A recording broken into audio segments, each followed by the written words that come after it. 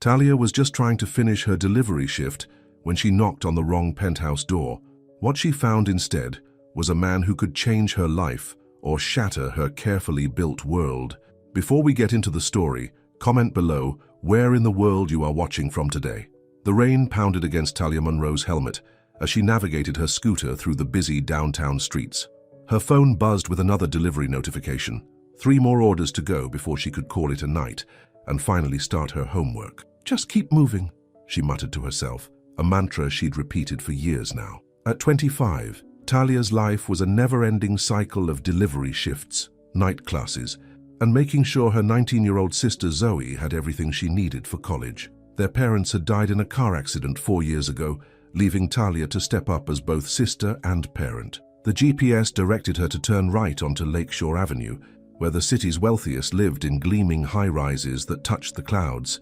Talia hated deliveries to these buildings. The security guards always looked at her like she didn't belong, and the tips were rarely worth the attitude. She pulled up to the Monarch, the most exclusive address in the city. 42 floors of luxury apartments, a rooftop pool, and a doorman who wore a uniform that probably cost more than her monthly rent. "Delivery for apartment 4201, she told the doorman, holding up the bag of food from Golden Dragon. The doorman, an older man with kind eyes that didn't match his stern face, checked his list. "Go ahead, miss. Top floor." The elevator ride was smooth and silent, nothing like the creaky lift in her apartment building that broke down every other week. When the doors opened, she stepped into a private foyer with only one door. "Must be nice," she whispered, adjusting her rain-soaked jacket before knocking. The door swung open and Talia's practiced delivery smile froze on her face.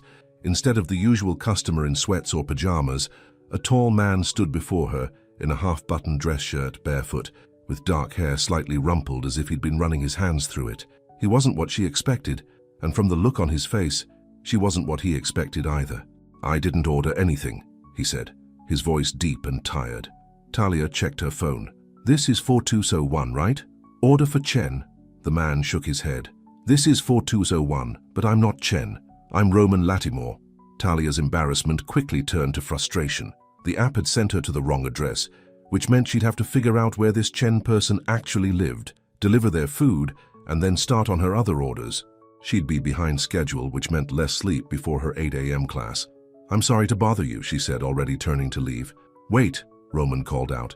Something in his voice made her stop. "Is that Chinese food?" Talia nodded. "Dumplings and lo mein from Golden Dragon." Roman looked at the bag, then back at her. The rain outside had turned into a downpour, beating against the floor-to-ceiling windows of his penthouse. Lightning flashed, illuminating his face for a moment. He seemed lonely. "I was supposed to have a dinner meeting tonight, but they cancelled at the last minute," he said. "Do you want to stay? Just sit with me? I haven't eaten alone in years." Any other night, Talia would have politely declined and left, but something about the raw honesty in his voice made her pause. "I have other deliveries," she said, even as she found herself wanting to say yes. Roman ran a hand through his hair. "Of course, I shouldn't have asked. It's just been a long day." Talia looked at her phone again. The other deliveries weren't due for another 30 minutes. The rain was getting worse. And there was something about this man, this penthouse-dwelling stranger, that made her curious. "I have half an hour before my next delivery is due," she heard herself say, "and I am pretty hungry." The smile that broke across Roman's face transformed him from handsome to breathtaking. He stepped aside to let her in. "Thank you," he said, as if she were doing him a huge favor. Talia stepped into the penthouse and tried not to gawk. The space was massive, with windows that showcased the entire city skyline. Everything was sleek and modern, black leather, glass, and chrome. But there were surprisingly few personal touches. It looked like a place someone lived in, but not a home. "Let me take your jacket," Roman offered. "It's soaked." Talia handed over her wet delivery jacket, suddenly conscious of her simple uniform, jeans and a company t-shirt with the delivery app logo. Roman led her to a dining table by the windows. The city lights twinkled below them, rain sliding down the glass like tears. "So, what's your name?" he asked, grabbing plates from a kitchen that looked like it had never been used. Talia Monroe."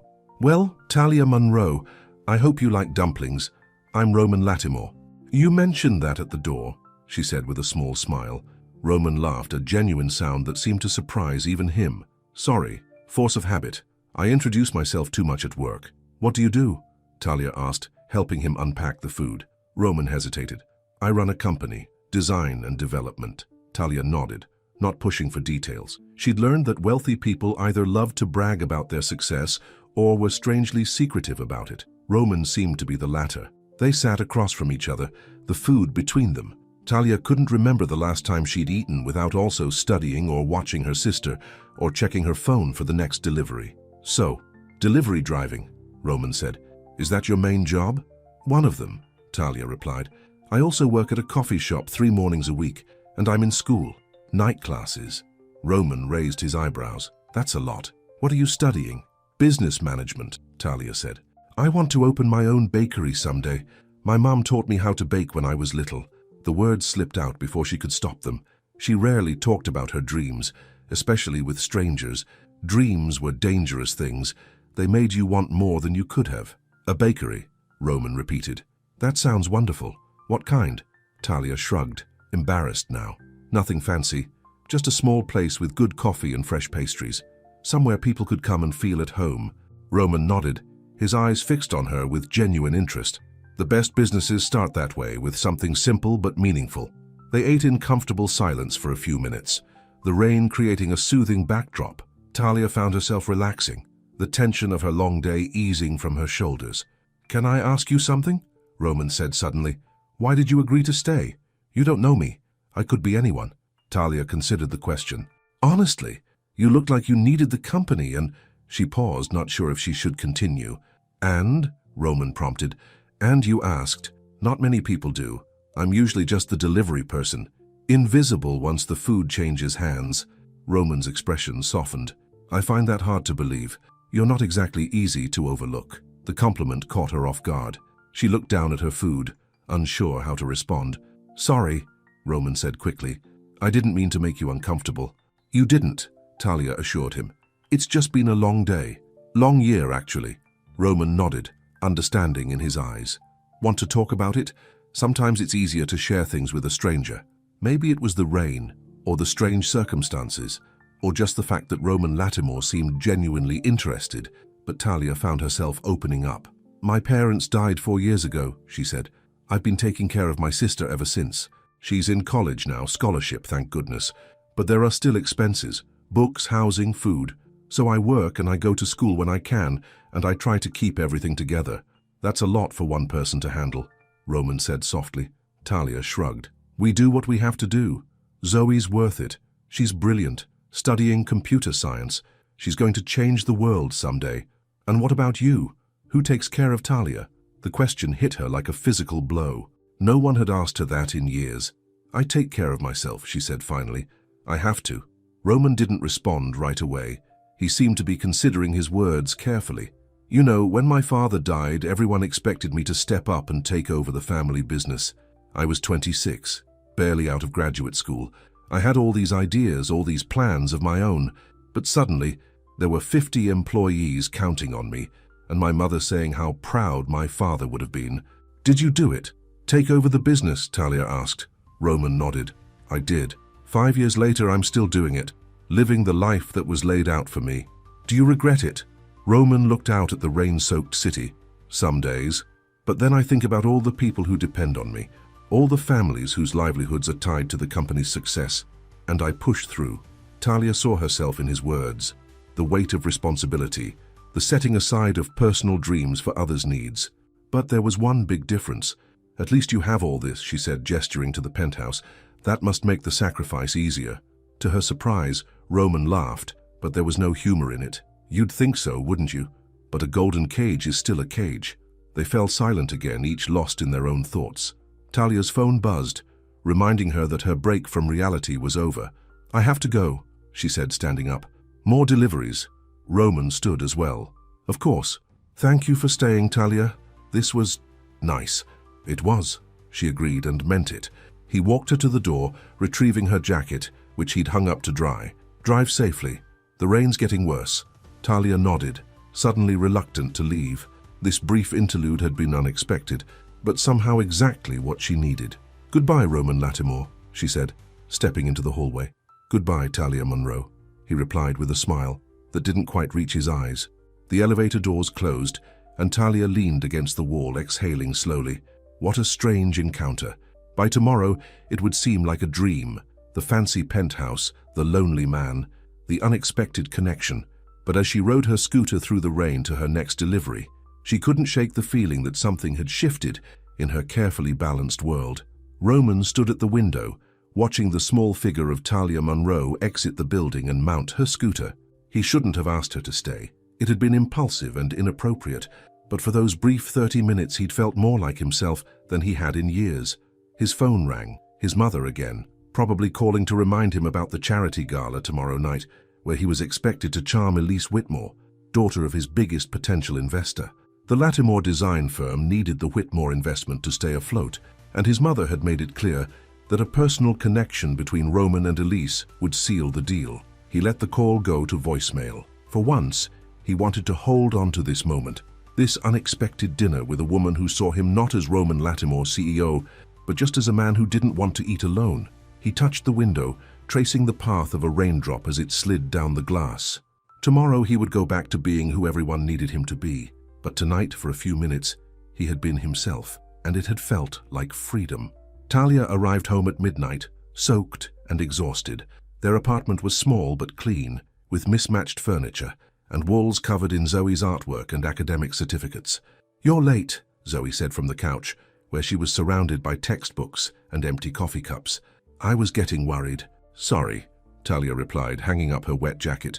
The rain slowed everything down. Zoe closed her laptop. "You look weird. Did something happen?" Talia considered telling her sister about Roman, about the strange dinner in the penthouse. But what was there to tell? It was a one-time thing, a random encounter that would never be repeated. "Nothing happened," she said. "Just a long night." "Well, I made tea," Zoe said, gesturing to the kitchen. "And I left you some of Mrs. Garcia's banana bread. She brought it over earlier." Talia smiled, grateful for their kind neighbor who was always looking out for them. "You should get some sleep. Don't you have an early class tomorrow?" Zoe nodded, gathering her books. "Yeah, but I'm almost done with this coding project. Did you know there are scholarships for women in tech? My professor told me I should apply for one that could cover next year's tuition and books." Hope bloomed in Talia's chest. Another scholarship would ease their financial burden significantly. "That's amazing, Zoe. You should definitely apply." Zoe hugged her sister. "I will. And then maybe you could cut back on some of your shifts. Take more classes. You're always taking care of me. But what about your dreams?" For the second time that night, Talia was asked about her own needs, her own wants. It was unsettling. "My dreams are fine right where they are," she said, patting Zoe's back. "Now go to bed." After Zoe disappeared into their shared bedroom, Talia sat at the kitchen table with her tea and textbook. But instead of studying, she found herself thinking about Roman Lattimore, about his tired eyes, and the way he'd said, "A golden cage is still a cage." She shook her head, forcing herself to focus on her textbook. Men like Roman didn't exist in her world. Tonight had been a fluke, a strange intersection of their lives that would never happen again. Tomorrow she would go back to her routine, work, school, taking care of Zoe, and Roman Lattimore would go back to his penthouse life with his design firm and his dinner meetings. Their paths had crossed once, they wouldn't cross again. Or so she thought. 2 weeks passed and Talia had almost convinced herself that the night at the penthouse had been a dream. Almost. Every time she drove past the Monarch, she found herself looking up at the top floor, wondering if Roman was there, if he ever thought about their unexpected dinner. "Earth to Talia," Marcy said, snapping her fingers in front of Talia's face. "You're overfilling that cup." Talia blinked, realizing coffee was spilling over the rim of the cup and onto the counter of Sunrise Cafe, where she worked morning shifts. "Sorry," she mumbled, quickly wiping up the mess. Marcy, the cafe owner and Talia's boss for the past 3 years, raised an eyebrow. "That's the third time this week you've zoned out. What's going on with you?" "Nothing," Talia insisted, handing the coffee to a waiting customer. "Just tired." "Uh-huh," Marcy said, clearly not believing her. "Well, perk up, we've got customers waiting." The morning rush kept Talia busy, which was good. When she was busy, she didn't have time to think about Roman Lattimore and his sad eyes. She didn't have time to wonder why a man who seemed to have everything would be so lonely. The bell over the door jingled, and Talia looked up automatically, ready to greet the next customer. Her heart stuttered. Roman stood in the doorway, dressed in a perfectly tailored grey suit that probably cost more than her rent.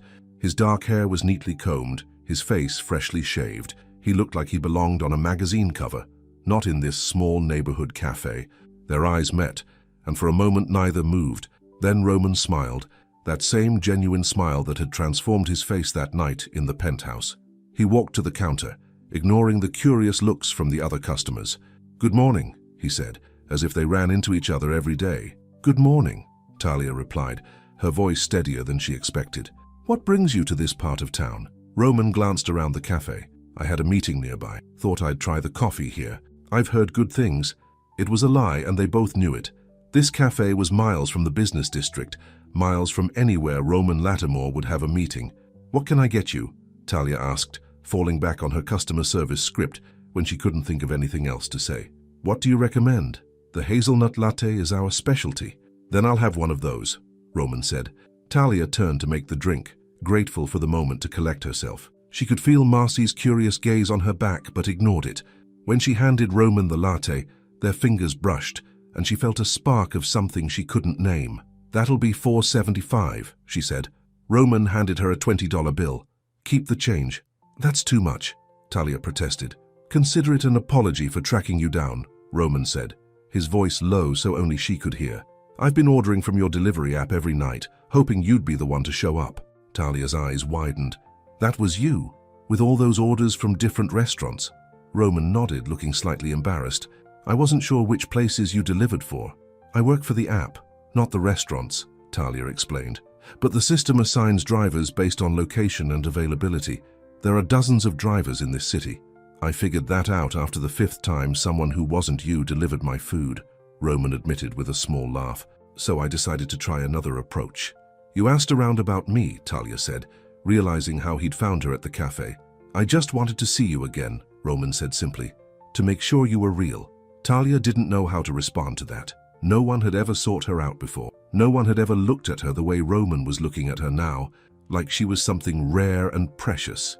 "I get off at 1, she heard herself say. Roman's smile widened. "I'll be back then." He took his coffee and left, leaving Talia to face Marcy's raised eyebrows and knowing smile. "Nothing going on, huh?" Marcy teased. "That man looks at you like you hung the moon." Talia shook her head. "It's not like that. We just met once by accident." "Honey, men in suits like that don't accidentally find their way to coffee shops in this neighborhood. He came here for you." Talia didn't want to admit that Marcy was right. She didn't want to acknowledge the flutter in her stomach at the thought of seeing Roman again. Men like him didn't end up with women like her. Whatever this was, it would only lead to disappointment. But at exactly 1 o'clock, when Talia hung up her apron and stepped outside, Roman was waiting, leaning against a sleek black car. "Hi," he said, pushing off the car to stand before her. "Hi," she replied, suddenly shy. In the daylight, the differences between them were even more apparent.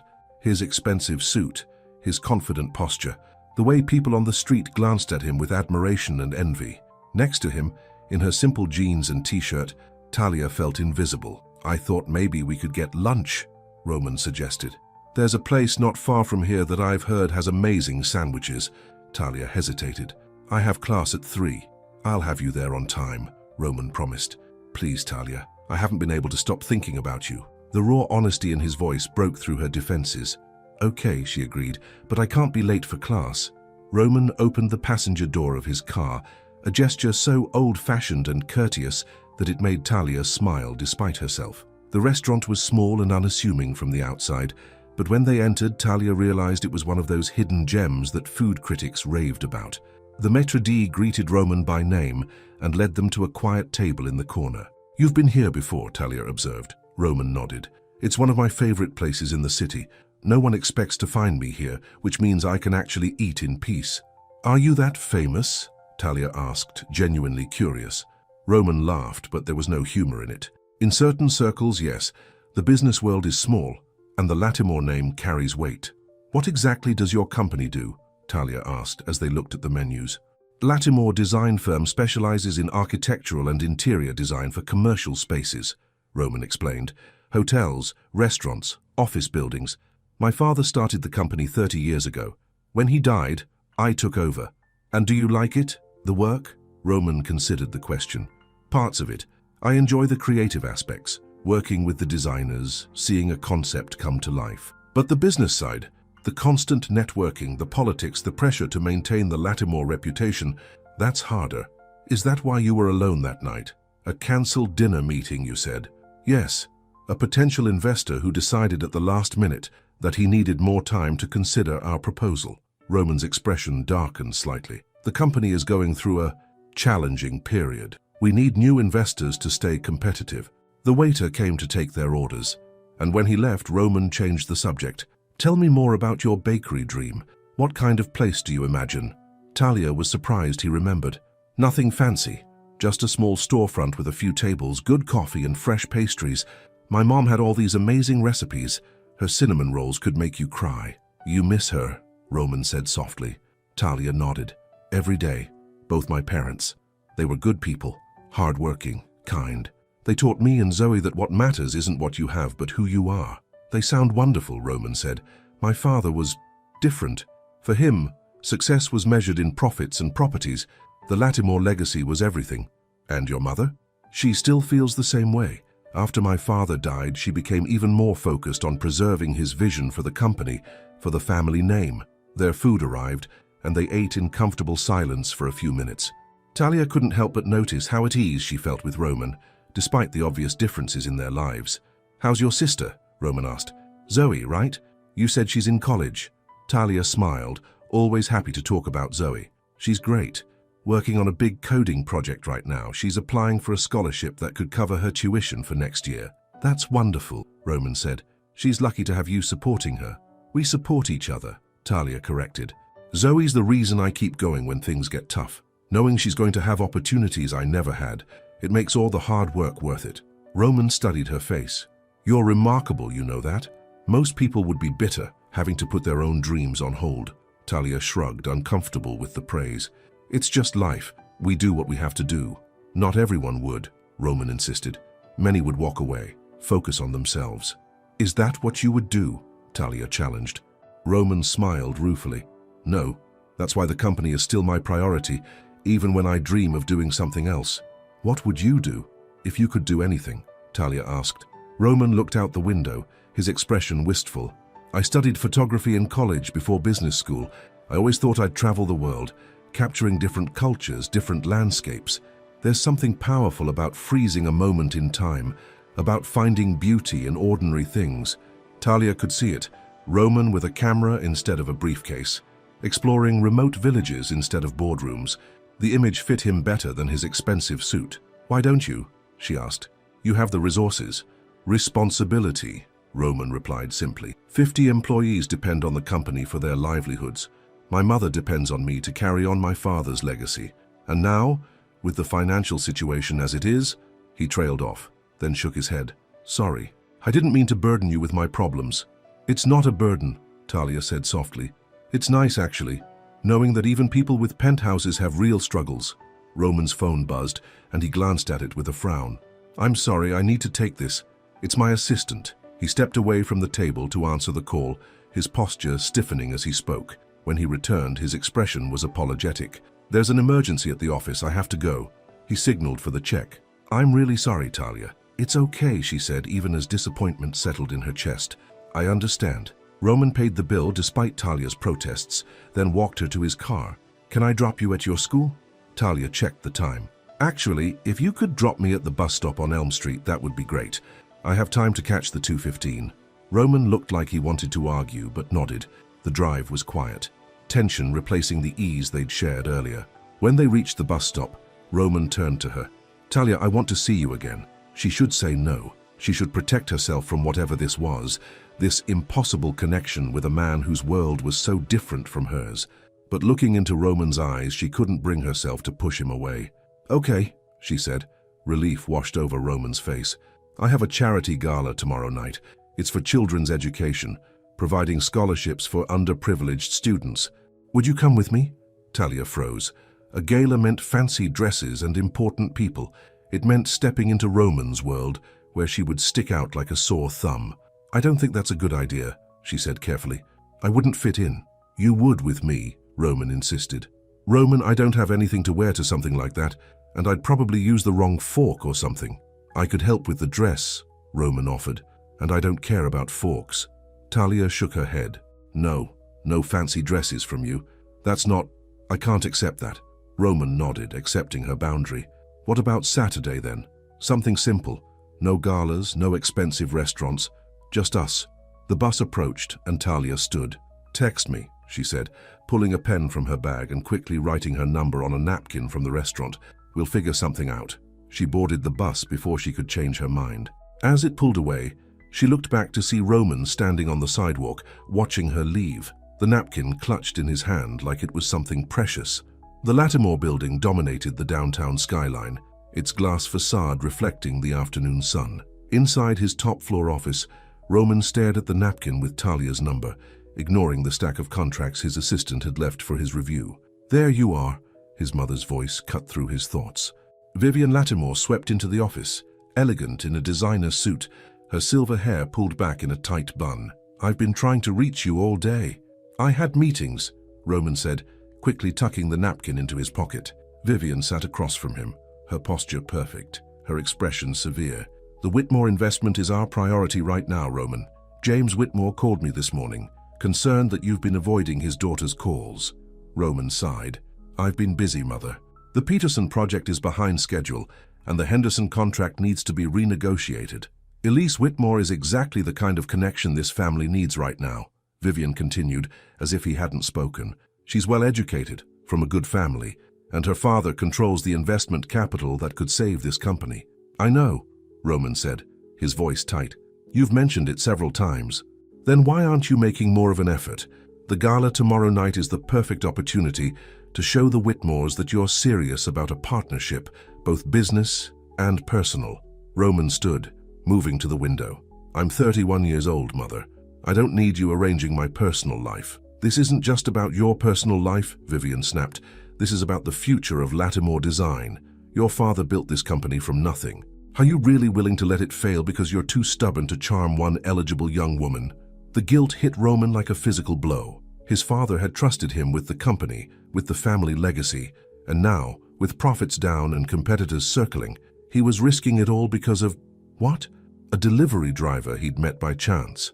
A woman he barely knew but couldn't stop thinking about. I'll be at the gala, he said finally, and I'll speak with Elise. Vivian's expression softened slightly. That's all I ask. You know I only want what's best for you, for the company. After his mother left, Roman sat heavily in his chair, the weight of responsibility pressing down on him. He pulled out his phone and stared at Talia's number, which he'd already entered as a contact. He should delete it. He should focus on what was expected of him. Charm Elise Whitmore, secure the investment, save the company. It was the responsible thing to do. Instead, he typed a message. Saturday, 7 p.m. No galas, no expensive restaurants, just us. His finger hovered over the send button. If he sent this message, he was choosing to pursue something that could never work, something his family would never accept. He was choosing to complicate an already precarious situation. He pressed send. Talia sat in her business management class, her notebook open but empty. Usually she was an attentive student, taking detailed notes and asking questions. Today her mind was elsewhere, in a quiet restaurant corner, talking with a man who should have been a stranger but somehow felt like someone she'd known for years. Her phone vibrated in her pocket. Normally she never checked messages during class, but today she slipped it out, glancing quickly at the screen. Roman, Saturday, 7 p.m. No galas, no expensive restaurants, just us. A smile spread across her face before she could stop it. She quickly typed back, okay. Where? The response came immediately. Meet me at Riverside Park by the fountain, wear comfortable shoes. Talia tucked her phone away, trying to refocus on the lecture, but all she could think about was Saturday and what it meant that Roman Lattimore wanted to see her again. After class, she hurried to her next job, an evening shift at the campus bookstore. As she stocked shelves with textbooks, her co-worker Miguel nudged her. You're smiling, he observed, like a lot. It's kind of creepy, Talia laughed. Am I not allowed to be happy? Sure, but you're usually more... He made a serious face, furrowing his brow in concentration. I do not look like that, Talia protested. You kind of do, Miguel insisted, especially when you're counting inventory. So what's got you all smiley? Did Zoe win another award? Talia considered telling Miguel about Roman, but decided against it. How would she even explain it? I met this rich guy when I delivered to the wrong address, and now we're, dating? Getting to know each other? Just having a good day, she said instead. Uh-huh, Miguel replied, clearly not believing her. Well, whatever it is, it looks good on you. Talia finished her shift and headed home, her mind still full of Roman. She knew she was being foolish. Men like him didn't end up with women like her. This wasn't a movie. It was real life, where class differences mattered, where family expectations mattered. But still, she couldn't help the flutter of excitement when she thought about seeing him again. Their apartment was dark when she arrived home, which was unusual. Zoe was always there in the evenings, studying or cooking dinner. Zoe, Talia called, turning on the lights. A note sat on the kitchen table. At the library with study group. Don't wait up. Love you, sir. Talia smiled, grateful that her sister was finding her place at college. She made herself a simple dinner and sat at the table with her textbook, determined to focus on her studies and not on Roman Latimore. Her phone buzzed again. Roman, what's your favorite food? Talia, why? Roman, planning for Saturday. I want to get it right. Talia hesitated, then replied, my mom's empanadas, but since that's not possible, I like pizza, the cheap kind with too much cheese. Roman, noted. What are you doing right now? Talia, studying, business management, thrilling stuff about supply chains. Roman, I have a board meeting tomorrow where I'll be discussing the same thing. Want to trade places? Talia laughed out loud at the image of Roman sitting at her small kitchen table while she addressed a boardroom full of executives. Talia, I don't think your fancy business associates would take me seriously. Roman, you'd be surprised. You're smarter than most of them. The compliment warmed her, even as she tried to remind herself not to read too much into his words. Talia, I should get back to studying. Some of us don't have fancy business degrees yet. Roman, yet, I like that. Good night, Talia. Talia, good night, Roman. She put her phone down, her heart light. It was silly to feel this way after just 2 meetings and a few text messages. Silly and dangerous. But for once in her life, Talia decided to let herself enjoy the feeling, just for a little while. Outside her window, the city lights twinkled, and somewhere across town, in a penthouse with a view of the entire skyline, Roman Latimore was thinking of her too. The next night, Roman stood in the grand ballroom of the Metropolitan Hotel, a champagne flute in his hand, nodding politely as James Whitmore discussed the future of commercial real estate. Beside Whitmore stood his daughter Elise, blonde and beautiful in a designer gown, her smile practiced and perfect. Don't you agree, Roman? Whitmore asked, bringing Roman's attention back to the conversation.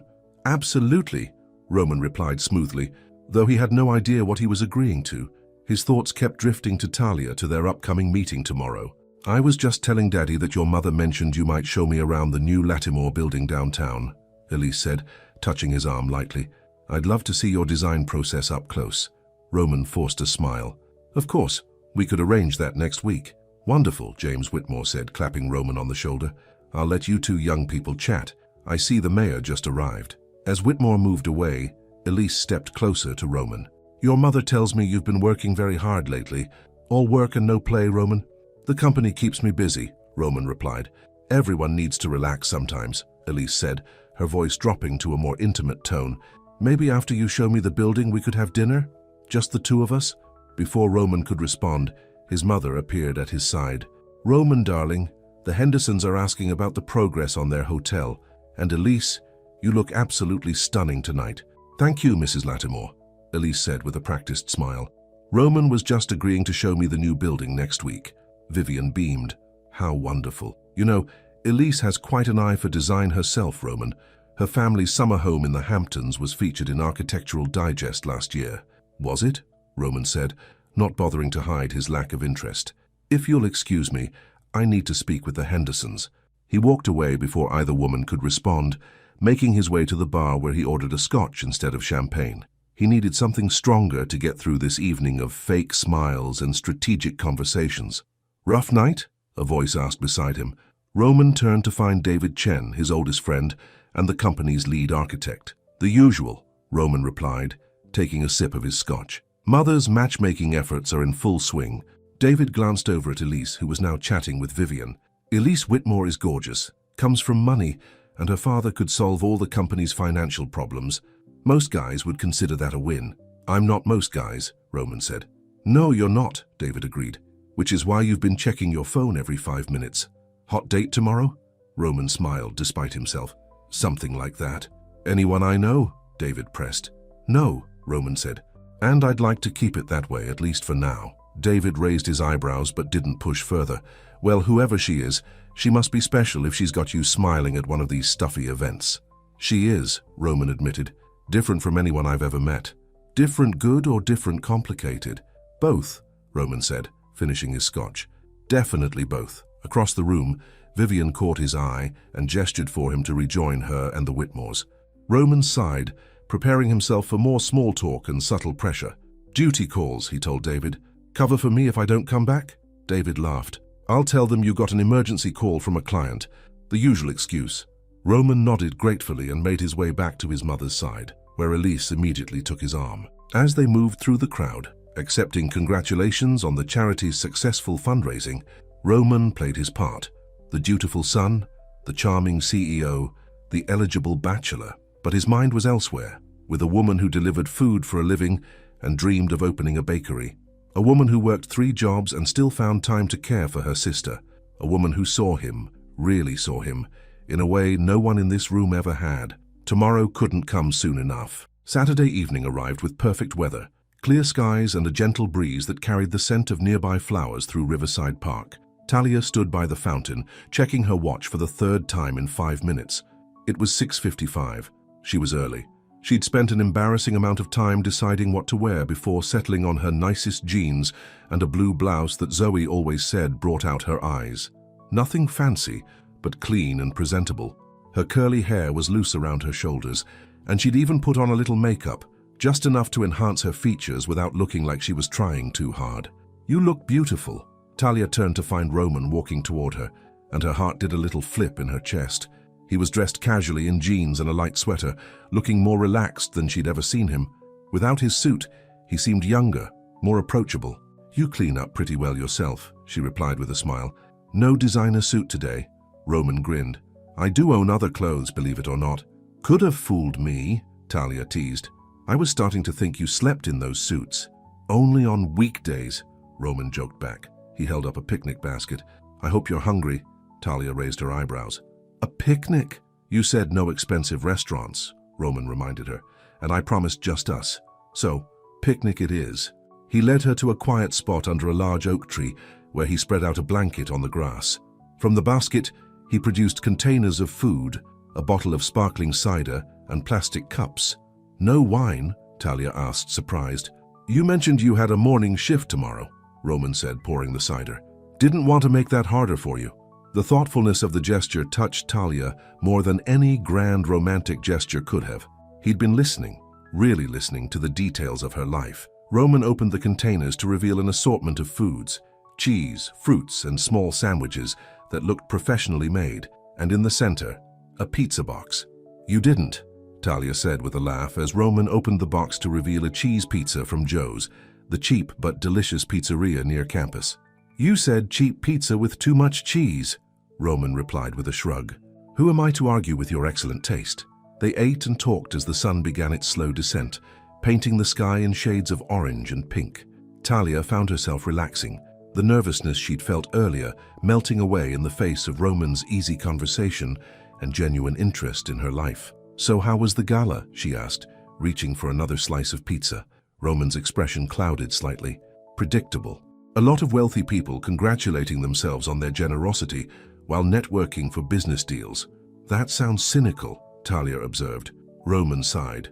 Sorry, the galas themselves are for good causes. It's just the people there. Sometimes it feels like charity is just another business strategy for them. And for you, is it a business strategy? Roman considered the question. It started that way, I guess. My father always said that philanthropy was good PR. But over the years, I've come to care about the actual causes. The education foundation we support has helped hundreds of kids go to college who otherwise couldn't afford it. Kids like Zoe, Talia said softly. Exactly, Roman nodded. That's what makes it worthwhile, knowing there are real people benefiting, not just statistics in a report. Talia took a sip of her cider, studying Roman over the rim of her cup. You're not what I expected, you know. What did you expect? I don't know. Someone more entitled, I guess. Less aware of how the other half lives. The other 99%, you mean, Roman corrected with a self-deprecating smile. And trust me, I'm well aware of my privilege. My mother would say too aware. What does that mean? Roman leaned back on his elbows, looking up at the darkening sky. My mother believes that wealth comes with certain responsibilities, certain expectations. The Latimore name means something in this city, and I'm supposed to uphold that legacy, which includes associating with the right kind of people. People like me? Talia asked, her voice carefully neutral. Roman met her eyes. People not like you, he admitted, but my mother doesn't know what she's missing. The honesty in his voice made Talia's chest tighten. She knew she should be offended or hurt by the implied class distinction, but there was no point denying reality. Roman's world and hers were separated by more than just income brackets. Tell me about your photography, she said, changing the subject. You said you studied it in college? Roman's face lit up. I did. I was actually pretty good at it. My professor wanted me to apply for this prestigious internship in Europe, following a conflict photographer through various zones. That sounds amazing, Talia said, and dangerous. It was the opportunity of a lifetime, Roman agreed. But then my father got sick, and suddenly the company was my responsibility. The internship, Europe, photography, it all had to be put aside. Do you still take pictures? Roman nodded. When I can. It's more of a hobby now, but there's something about seeing the world through a lens that helps me make sense of things, finding beauty in unexpected places. I'd like to see your work sometime, Talia said. I'd like that too, Roman replied softly. They fell into comfortable silence, watching as the first stars appeared in the darkening sky. Around them, the park was quieting as families with children headed home, leaving couples and evening joggers. Your turn, Roman said after a while. Tell me something I don't know about you yet. Talia thought for a moment. I used to dance. Ballet, from ages 6 to 16. Really? Roman looked genuinely surprised. Why did you stop? Money, Talia said simply. After my dad lost his job at the factory, luxuries like dance lessons had to go, and then life happened and there was never time to go back to it. Do you miss it? Sometimes, Talia admitted. There's a freedom in dance, a way of expressing things that can't be put into words, but I've found other outlets. Like baking? Talia smiled. Exactly like baking. There's a creativity there too, a precision mixed with intuition. And at the end, you've made something that brings joy to others. That's what I love about it. Roman reached out and took her hand, his fingers warm against hers. You're going to have that bakery someday, Talia. I believe that. The simple conviction in his voice made her throat tight with emotion. Thank you, she whispered. They stayed in the park until it was fully dark, the city lights twinkling around them like earthbound stars. When the night air grew cool, Roman packed up the picnic and walked Talia to the bus stop, despite her insistence that she would be fine on her own. I had a really good time tonight, Talia said, as they waited for her bus. So did I, Roman replied. Better than any gala or business dinner I've had in years. We should do it again sometime, Talia suggested, surprised by her own boldness. Roman's smile was answer enough, but he said, definitely. How about next weekend, Saturday again? Talia nodded. Saturday works for me, no morning shift on Sunday. Then I'll bring wine instead of cider, Roman said with a grin. The bus approached, its headlights cutting through the darkness. Talia hesitated, suddenly reluctant to leave. Roman seemed to feel the same way, his expression mirroring her own uncertainty. Talia, he said softly, stepping closer. I'd really like to kiss you. Her heart raced. I'd really like that too. Roman leaned down, his lips meeting hers in a gentle kiss that still managed to send warmth spreading through her entire body. It was sweet and brief, a promise of more to come. The bus doors opened with a hiss, breaking the moment. Talia stepped back, her cheeks flushed. Good night, Roman, she said, boarding the bus. Good night, Talia, he replied, his eyes never leaving hers until the doors closed and the bus pulled away. Talia found a seat by the window, her fingers touching her lips where she could still feel the warmth of Roman's kiss. This was dangerous territory, she knew. A few wonderful evenings didn't change the reality of their situations, but for now, just for tonight, she would allow herself to hope. Roman watched until the bus disappeared around a corner, carrying Talia away. The evening had been perfect, simple, genuine, exactly what he needed after the artifice of the gala. With Talia, he felt like himself, not the persona he had to maintain for business associates and family expectations. His phone buzzed in his pocket. The screen showed his mother's name. Roman considered ignoring the call, but knew it would only delay the inevitable. "Hello, Mother," he answered, his voice carefully neutral. "Roman, darling, where have you been? I've been trying to reach you all evening." Vivian's voice was sharp with irritation. "I went for a walk in the park," Roman replied. It wasn't technically a lie. "The Whitmores are having brunch tomorrow at the club. They've invited us to join them. Elise specifically asked if you would be there." Roman closed his eyes, the pleasant glow of the evening with Talia fading under the weight of his mother's expectations. "I have plans tomorrow." What plans could possibly be more important than securing the Whitmore investment? "The bank called yesterday, Roman. If we don't find new capital soon, we'll have to start layoffs." Guilt twisted in Roman's stomach. 50 employees depended on the company for their livelihoods. 50 families that would suffer if Lattimore Design failed. "I'll be there," he said finally. "What time?" 11, Vivian replied, satisfaction evident in her voice. "Wear the blue suit." Elise mentioned she liked it at the gala. After hanging up, Roman stood at the bus stop for a long moment, staring in the direction Talia had gone. Two worlds, pulling him in opposite directions. A life he was expected to live versus a life he was beginning to want. With a heavy sigh, he turned and walked toward his car, the taste of Talia's kiss still lingering on his lips. "Spill it," Zoe demanded, as soon as Talia walked through the apartment door. Her sister was curled up on the couch with her laptop, but her attention was now fully on Talia. "You're glowing, and it's not from your usual Saturday night of delivery runs and studying." Talia hung up her jacket, trying to keep her expression neutral. "I don't know what you're talking about." "Please," Zoe scoffed. "You've been checking your phone and smiling at it for days, and now you come home looking like you just won the lottery. Who is he?" "What makes you think there's a he?" Talia countered, heading to the kitchen for a glass of water. Zoe followed her. "Because I know you." "So who is he? Someone from school? Work?" Talia sighed, knowing her sister wouldn't let it go. "His name is Roman. We met by accident a few weeks ago. He's nice." "Nice?" Zoe repeated incredulously. "That's all I get? He's nice? What do you want me to say?" "It's new, I don't know what it is yet." "But you like him," Zoe pressed. Talia couldn't help the smile that spread across her face. "Yeah, I do. He's different from anyone I've ever met." "Different how?" Talia hesitated. She hadn't told Zoe how she and Roman had met, or who he was. He sees me, you know. Not as a delivery driver or a student or your big sister, just as me." Zoe's expression softened. "That's great, Tal. You deserve someone who sees how amazing you are. When do I get to meet him?" The question caught Talia off guard. The thought of introducing Roman to Zoe, of bringing him into this small apartment, of worlds colliding, it was terrifying. "It's too soon for that," she said quickly. "We're just getting to know each other." Zoe raised an eyebrow. "Uh-huh. Well, when you're ready, I want to meet the guy who's got my big sister walking on air." Talia smiled, grateful for Zoe's support, even as anxiety twisted in her stomach. How would Zoe react to learning who Roman really was? Would she think Talia was being naive? Would she worry about Talia getting hurt? "I'm going to bed," Talia said, kissing the top of Zoe's head. "Don't stay up too late coding." "Yes, Mom," Zoe replied with an eye roll, but her smile was affectionate. "Hey, Tal, I'm happy for you. You deserve some joy in your life that isn't about taking care of me or working yourself to death." Talia's throat tightened with emotion. "Thanks, Zoe. That means a lot." In her room, Talia changed into pajamas and sat on the edge of her bed, replaying the evening in her mind. The picnic, the conversation, the kiss. It had been perfect, like something from a movie or a dream. Her phone buzzed with a text. "Roman, made it home okay?" Talia, "Yes, just got in. You?" Roman, "Just got back to the penthouse.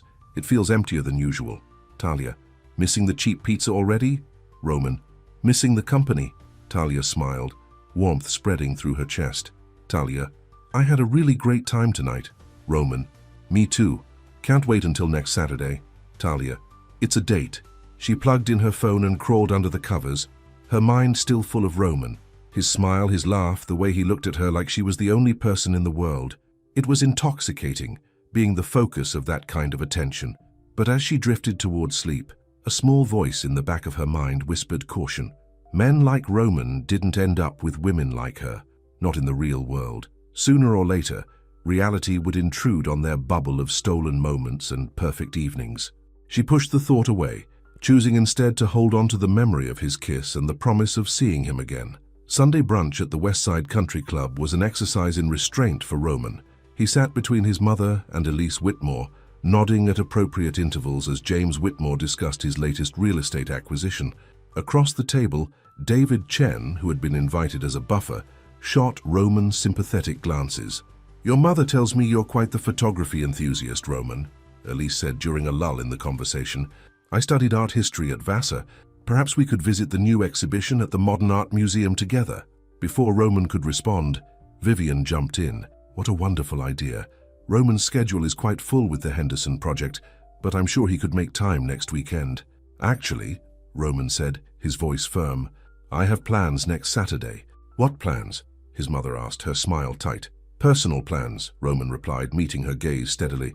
"But I could do Sunday afternoon if that works for you, Elise." Elise smiled, clearly pleased to have secured any commitment. "Sunday would be perfect." "Excellent," James Whitmore boomed. "And perhaps afterward we could discuss the investment proposal in more detail. I've been reviewing the numbers, and while I have some concerns, I believe with the right partnership, Lattimore Design could return to its former glory." The implication was clear. The Whitmore investment hinged on Roman's willingness to pursue a relationship with Elise. It was business disguised as romance, a transaction dressed up in dinner dates and gallery visits. "We'd welcome your input, James," Vivian said smoothly. "Roman has some innovative ideas for restructuring the company's approach to commercial contracts." As his mother and Whitmore delved into business talk, Elise leaned closer to Roman. "Your mother says you're quite the workaholic. All those late nights at the office must get lonely." Roman took a sip of his mimosa, buying time. Elise was beautiful, educated, and clearly interested in him. On paper, she was the perfect match, someone from his world who understood the pressures and privileges of his position. And yet, he felt nothing when she touched his arm or leaned close. No spark, no quickening of his pulse, not like with Talia. "The work is demanding," he replied neutrally, "but necessary. All work and no play makes for a dull life," Elise said with a practiced pout. "I could help with that, you know." Roman was saved from responding by his phone buzzing. A quick glance showed Talia's name on the screen. Despite the company present, he couldn't stop his smile. "Excuse me," he said, standing. "I need to take this business call." He stepped away from the table and answered the phone, moving to a quiet corner of the restaurant. "Talia, hi." "Hi," she replied, her voice warm. "Is this a bad time? I just wanted to thank you again for last night." "It's never a bad time to hear from you," Roman said truthfully. "And I should be thanking you. It was the best evening I've had in a long time." "Even with the cheap pizza?" Talia teased. "Especially with the cheap pizza," Roman laughed. "Where are you now?" "At the campus library, Sunday study session. Midterms are coming up." "Ah, the joys of student life. I don't miss those days." "Liar," Talia challenged. "I bet you were one of those annoying people who actually enjoyed exams. Probably graduated top of your class." "I plead the fifth," Roman said with a smile. He glanced back at the table where his mother was watching him with narrowed eyes. "Listen, I should go. I'm actually at a business brunch. On Sunday, they work you hard." "You have no idea," Roman said with feeling. "Talk later." "Sure. Good luck with your brunch." Roman ended the call. His spirits lifted just from those few moments of conversation with Talia. When he returned to the table, David gave him a questioning look. "Important client?" David asked, a knowing glint in his eye. "Something like that," Roman replied. "Well, you certainly seem pleased with whatever news you received," Vivian observed. "Good news for the company, I hope." "Just a personal matter," Roman said, resuming his seat. "Speaking of personal matters," James Whitmore interjected, "my Elise has been telling me about this charity ball next month. The Arts Foundation, I believe. Vivian, you're on the board, aren't you?" "I am," Vivian confirmed. "It's our annual fundraiser for arts education in underprivileged schools." "Elise was just saying she needs an escort," Whitmore continued, his meaning clear. "Roman, perhaps you could accompany her. Excellent networking opportunity." Roman felt trapped, the walls of expectation closing in. "I'd have to check my calendar," he said, stalling. "Nonsense," Vivian waved away his objection. "You're always saying how important arts education is, darling, and as a board member's son, your presence is practically required." Roman looked at Elise, who was watching him with a confident smile. She was used to getting what she wanted, used to men falling over themselves to please her. To her, this was just another social game. "Of course," he said finally. the words tasting bitter in his mouth. "I'd be happy to escort Elise to the ball." The rest of brunch passed in a blur of business talk and thinly veiled matchmaking. By the time they said their goodbyes in the parking lot, Roman felt exhausted, as if he'd spent the morning carrying a heavy weight. "A word, Roman," his mother said as the Whitmores drove away. "In private." David took the hint. "I'll wait in the car," he told Roman, clapping him on the shoulder supportively before walking away. Once they were alone, Vivian turned to Roman, her expression severe. "Who was that on the phone?" "A friend," Roman replied, keeping his voice even. "A friend," Vivian repeated skeptically. "The same friend you had plans with last night, and have plans with again next Saturday?" Roman stiffened. "My personal life is my business, Mother, not when it interferes with the future of this family and this company," Vivian snapped. "James Whitmore is this close to signing the investment deal. Elise is clearly interested in you. Why are you being so difficult?" "Because I'm not a pawn in your business strategy," Roman said, his frustration finally boiling over. "I've done everything else you've asked. I took over the company when Dad died. I put aside my own dreams. I work 80-hour weeks trying to keep his legacy alive. But I draw the line at arranging my personal life for the sake of an investment." Vivian's eyes widened at his outburst. "This isn't just any investment, Roman. This is the difference between Lattimore Design thriving or failing. Your father built this company from nothing. Are you really willing to let it crumble because you're too selfish to charm one perfectly suitable young woman?" The accusation hit Roman like a physical blow. Was he being selfish? 50 employees and their families depended on the company's success. The Whitmore investment would secure their futures, ensure that his father's legacy continued. Was he risking all that for what? A delivery driver he'd known for less than a month. "I escorted Elise to the gala," Roman said finally. "I agreed to the museum on Sunday. I'll take her to the charity ball. But that's all I'm promising." Vivian studied him for a long moment. "There's someone else, isn't there? That's what this is about." Roman said nothing, which was answer enough. "Who is she?" Vivian pressed. "Someone from the club? The foundation board?" "It doesn't matter," Roman said, turning to walk away. "I need to go. I have work to do." "It does matter," Vivian called after him. "If she's the right kind of person, with the right connections, perhaps we could work with that. But if she's not—" Roman stopped, turning back to face his mother. "Not what, Mother? Not rich enough? Not from the right family? Not suitable for the Lattimore name?" Vivian's expression hardened. "Yes, Roman, exactly that. This family has a position in society, a reputation to maintain. The woman you choose to be with reflects not just on you, but on the entire Lattimore legacy. Maybe the Lattimore legacy needs to change," Roman said quietly.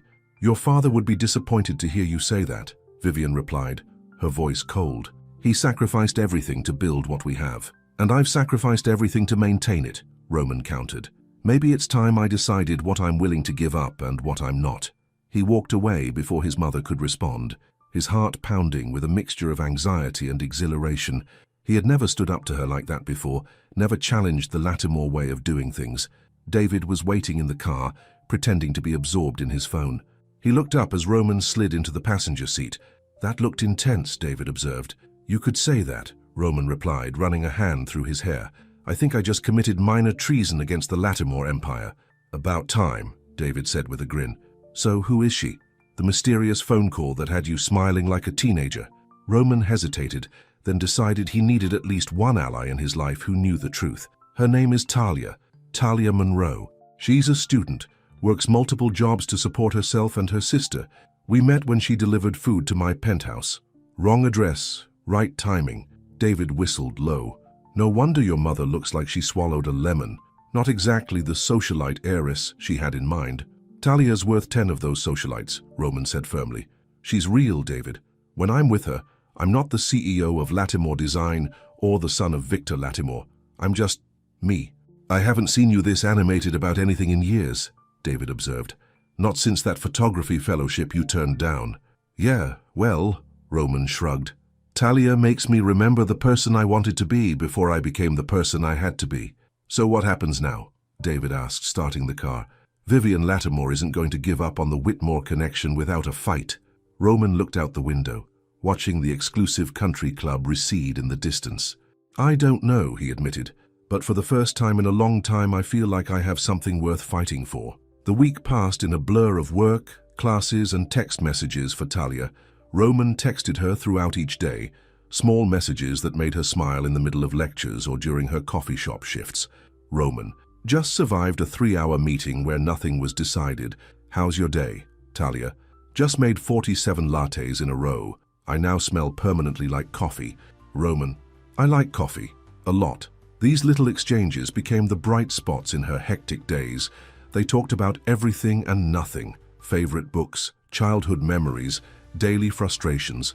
It was easy, comfortable, as if they'd known each other for years instead of weeks. On Wednesday, flowers arrived at the coffee shop. A simple arrangement of daisies and wildflowers, nothing ostentatious but beautiful in their simplicity. The card read, "Counting down to Saturday." "Zhao's secret admirer?" Marcy asked with a knowing smile. "Something like that," Talia replied, unable to keep the happiness from her voice. By Friday, Talia had to admit to herself that what she felt for Roman went beyond attraction or intrigue. She was falling for him. His kindness, his humor, the way he listened when she talked as if every word mattered, but doubt still nagged at her. Their worlds were so different. She was a scholarship student working multiple jobs to make ends meet. He was the CEO of a design firm, living in a penthouse born into wealth and privilege. Sooner or later, those differences would matter. Saturday evening couldn't come fast enough. This time, they had agreed to meet at a small jazz club downtown. Not too fancy, not too cheap. Just right, Roman had promised. Talia wore her one nice dress, a deep blue wrap dress that Zoe had insisted she buy on sale last year for potential job interviews. She'd never had a chance to wear it until now. "Wow," Zoe said when Talia emerged from their bedroom. "You look amazing. Roman's jaw is going to hit the floor." "It's not too much?" Talia asked nervously, smoothing the fabric. "It's perfect," Zoe assured her. "Now go have fun.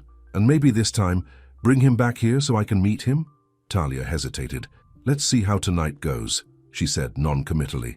The jazz club was intimate and warm, with small tables clustered around a stage where a quartet played soft, melodic music. Roman was waiting outside, and when he saw her, his expression of open admiration made all her nerves vanish.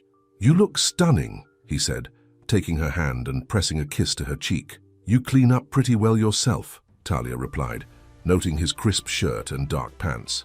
No suit, but still elegant. Inside, they were shown to a corner table with a good view of the stage. The lighting was dim, creating pockets of privacy among the scattered tables. "I've never been to a jazz club before," Talia admitted as they settled in. "Really? Not even for a class assignment or something?"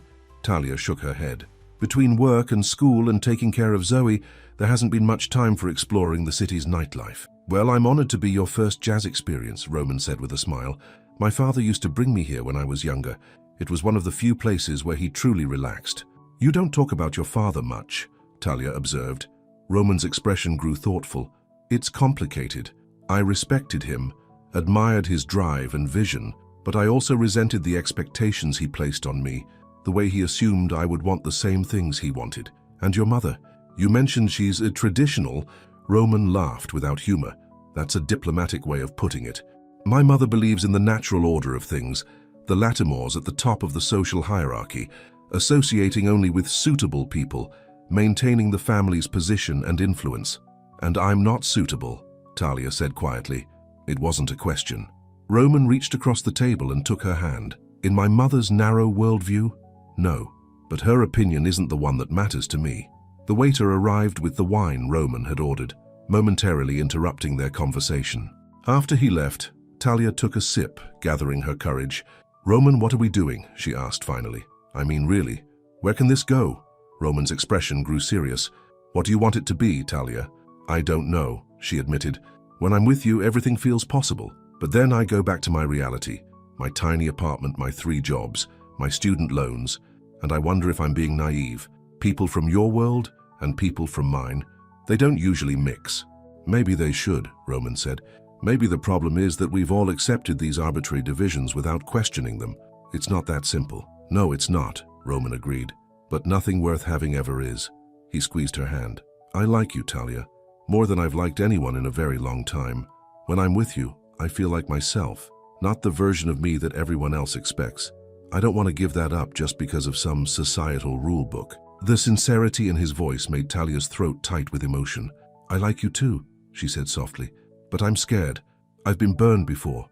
Not by someone like you, but by someone who made me feel special until I wasn't convenient anymore. Tell me, Roman encouraged gently. Talia took another sip of wine for courage. His name was Marcus. We met in my first year of college, before my parents died. He was pre-law, charming, ambitious.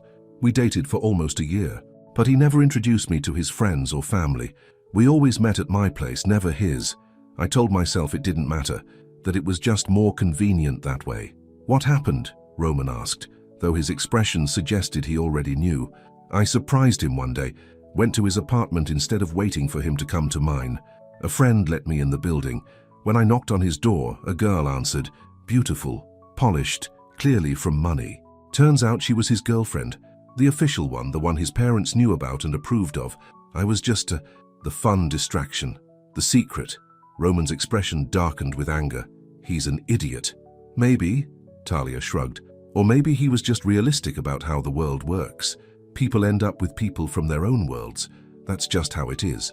Not always, Roman insisted, and not with me. I would never hide you, Talia. The music swelled around them, a mournful saxophone carrying a melody that seemed to echo the ache in Talia's heart, the longing to believe him, to trust that what they had could survive the real world. You say that now, she said. But what happens when your mother demands to meet the woman you're spending time with? What happens when your business associates see you with someone who isn't from your social circle? What happens when I fall in love with you? Roman finished, his voice low but intense. Because that's where this is heading, Talia, at least for me. The words hung between them, both a promise and a challenge. Talia's heart raced. It was too soon for such declarations, too soon to be talking about love, and yet deep down she knew she was already halfway there herself. Roman, you don't have to say anything, he interrupted gently. I know it's fast, I know it's complicated, but I want you to know where I stand. I'm not Marcus. You're not a secret, not a distraction. You're the most real thing in my life right now. Talia blinked back unexpected tears. I want to believe that. Then believe it, Roman said simply. Give us a chance, Talia. That's all I'm asking. The music shifted to something softer, more hopeful. Around them, couples leaned close, sharing whispered conversations and private smiles. Dance with me, Roman said suddenly, standing and offering his hand. Here now? Talia asked, glancing at the small space near the stage where a few other couples were swaying to the music. Yes, here. Yes, now, Roman confirmed with a smile. You said you used to dance. Show me. Talia hesitated only a moment before placing her hand in his. He led her to the dance floor, drawing her close as the music enveloped them. His hand rested lightly on her waist, respectful but intimate. It's been a long time, Talia warned as they began to move together. You're perfect, Roman murmured, his eyes never leaving hers. They moved together as if they'd danced 100 times before, finding a rhythm that felt natural and right. The world around them faded. No social barriers, no family expectations, no past disappointments. Just two people holding each other close, moving to the same music. When the song ended, Roman didn't let go. Instead, he leaned down and kissed her, a kiss deeper and more passionate than their first. Talia kissed him back, pouring into it all the feelings she couldn't yet put into words. I'm falling for you, Talia Monroe, Roman whispered against her lips. And I'm not going to let anything or anyone stand in our way. For that moment, in the warmth of his arms with the music surrounding them, Talia let herself believe him. Later that night, as Roman drove her home, Talia made a decision. Would you like to come up? She asked when they reached her apartment building. Meet Zoe? Roman looked surprised but pleased. Are you sure? Talia nodded. I'm sure. It's not a penthouse, but it's your home, Roman interrupted gently. I'd be honored to see it. The apartment was small but clean, with mismatched furniture and walls covered in Zoe's artwork and Talia's baking competition certificates. Talia watched Roman's face carefully as they entered, looking for any sign of judgment or discomfort, but saw only genuine interest. Zoe, Talia called. I'm home, and I brought someone I'd like you to meet. Zoe emerged from the bedroom, her eyes widening when she saw Roman. Hi, she said, extending her hand. I'm Zoe. You must be the famous Roman. Famous, huh?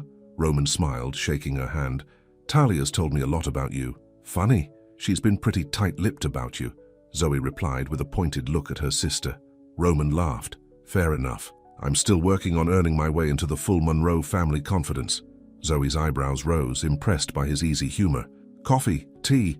We don't have anything fancy, but coffee would be great, Roman said, if it's not too late. As Zoe went to make coffee, Roman wandered to the wall of certificates and photos. Are these all yours? He asked, pointing to the baking awards. Talia nodded, slightly embarrassed. Local competitions, nothing major.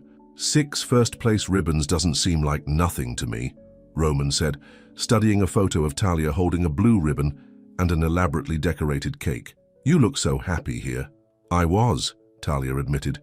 Baking competitions were my one luxury, the one thing I did just for me.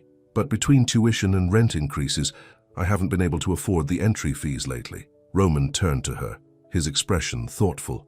Your bakery is going to be amazing, Talia. I believe that with all my heart. The sincerity in his voice made her throat tight with emotion. Before she could respond, Zoe returned with coffee. The 3 of them sat in the small living room, talking until well past midnight. Talia watched as Roman and Zoe bonded over a shared love of photography, Roman's old passion, and Zoe's new hobby. There was no awkwardness, no sense that Roman was out of place in their modest apartment. He fit into their world as if he belonged there. When it was time for him to leave, Zoe made herself scarce, disappearing into the bedroom with a knowing smile at Talia. I like your sister, Roman said as Talia walked him to the door. She's smart. Reminds me of you. She liked you too, Talia replied. I could tell. Roman took her hands in his. Thank you for bringing me here, for letting me see this part of your life. Thank you for wanting to see it, Talia said softly. He kissed her goodnight, a tender kiss full of promise. I'll call you tomorrow, he said. After he left, Talia found Zoe waiting in the living room, her expression serious. I like him, Zoe said without preamble. He's not what I expected. What did you expect? I don't know. Someone more entitled? Less genuine? But he looks at you like you're the most fascinating person he's ever met. Zoe paused. He's rich, isn't he? Like really rich. Talia nodded. CEO of Latimore Design. Zoe whistled low. Wow. And he's interested in you? I mean, not that you're not amazing, but I know what you mean, Talia interrupted. And yes, he seems to be. Despite everything. Be careful, Tal, Zoe said softly. I don't want to see you get hurt. I know, Talia replied. I'm trying to be, but with him it's like I can't help myself. Zoe hugged her. Just remember that no matter what happens with Mr. CEO, you've always got me. Talia held her sister close, grateful for her unwavering support. And you've always got me. That's never going to change. But as she lay in bed that night, Talia couldn't help but wonder if everything else in her life was about to change in ways she never could have imagined. The next 2 weeks passed in a whirlwind of stolen moments and deepening emotions. Roman and Talia found ways to see each other despite their busy schedules. Coffee between her classes, lunch near her campus, quiet dinners in out-of-the-way restaurants where they could be themselves without the weight of Roman's name following them. For Talia, it was like living in 2 separate worlds. There was her regular life, classes, jobs, taking care of Zoe, and then there was the magical bubble she entered whenever she was with Roman. In that bubble, anything seemed possible. Outside it, reality waited. Roman faced his own divided existence. Publicly, he continued to play the part expected of him, escorting Elise Whitmore to the museum as promised, attending business functions, meeting with potential investors. But privately, his heart and mind were increasingly focused on Talia. "You seem different lately," David observed one afternoon as they reviewed designs for the Henderson project. "Happier, more like the old Roman." Roman smiled. "I feel different. Like I'm finally remembering who I am beyond this office, beyond the Latimore name. It's the girl, isn't it? Talia?" Roman nodded. "She makes me see possibilities I'd forgotten existed." David studied his friend for a moment. "Your mother's been asking questions, you know. About where you go in the evenings, who you're spending time with." Roman's smile faded. "I figured she would. She's never been one to respect boundaries. What are you going to do? You can't keep living this double life forever." "I know," Roman admitted, "but I'm not ready to expose Talia to my mother's judgment, to the scrutiny that comes with the Latimore name. Not yet." "And Elise Whitmore? The investment?"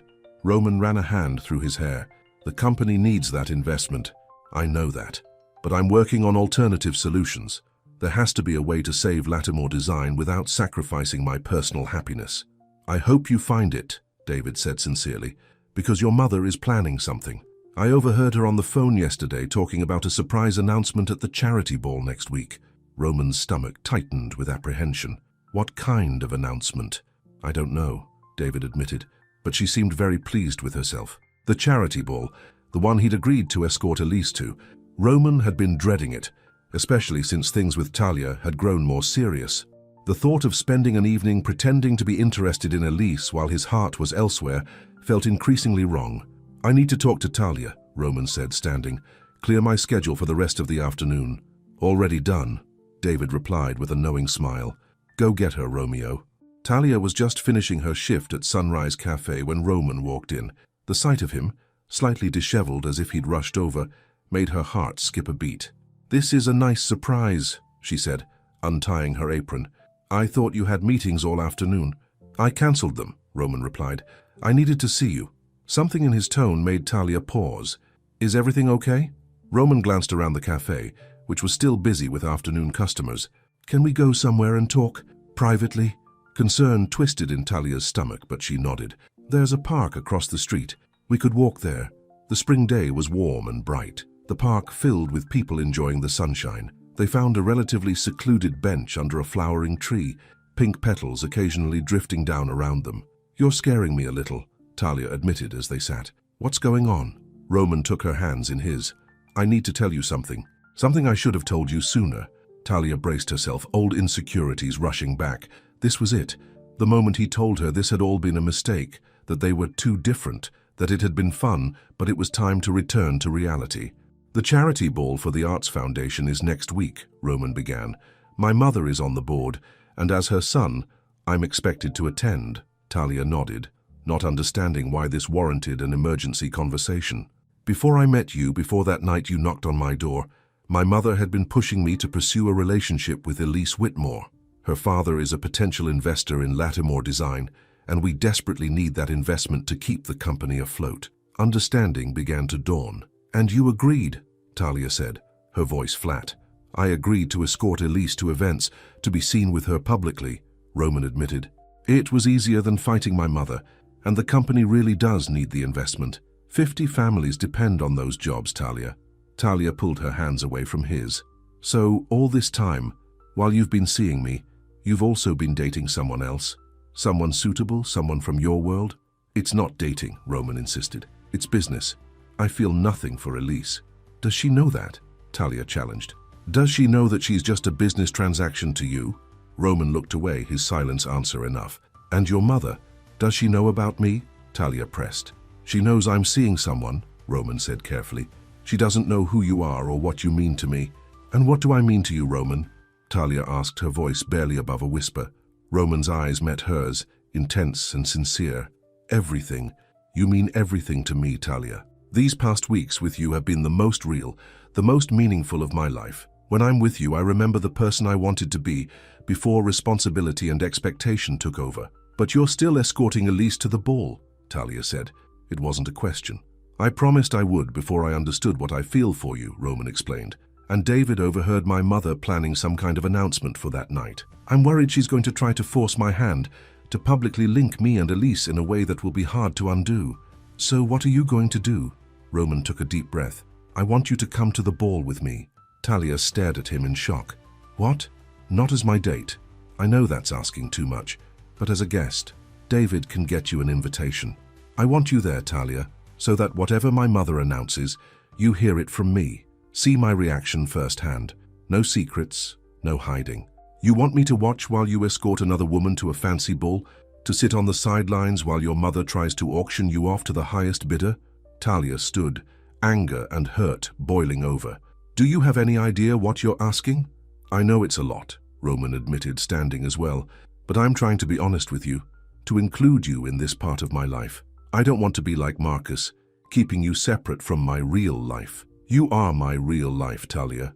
Talia shook her head, tears threatening. This isn't honesty, Roman. This is having your cake and eating it too. You want to fulfill your family obligations while keeping me on the side.